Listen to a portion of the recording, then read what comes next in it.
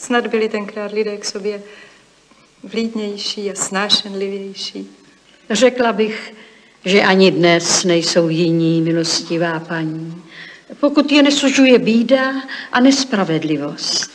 Na mém panství si snad na bídu stěžovat nemohou. A přesto kradou a neštítí se ani násilnosti. Nedávno jeden chasník přepadl Pikola, to je písař mého správce. O všechno ho okradla, div ho nezabil. Jenom, jestli to nebylo jinak. Znám zdejší lidi, to nejsou zbojníci. Proč by mi písař lhal? Kdo pak ví? Třeba proto, že byl na záletech a dostal na pamětnou. Ty o tom něco víš? Tolik, co lidé ze vsi. A kde byl na záletech? Zachtělo se mu kristli z hospody. Dostal, co zasloužil.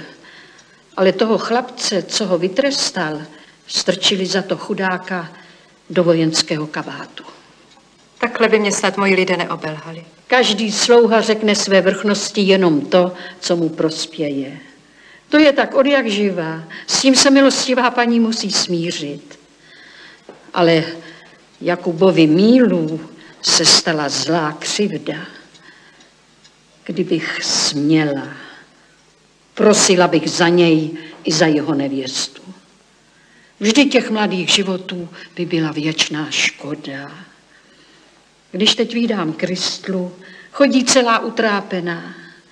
Takové to bylo veselé děvče a teď je bledá, teskná, jako slečna Hortenzie.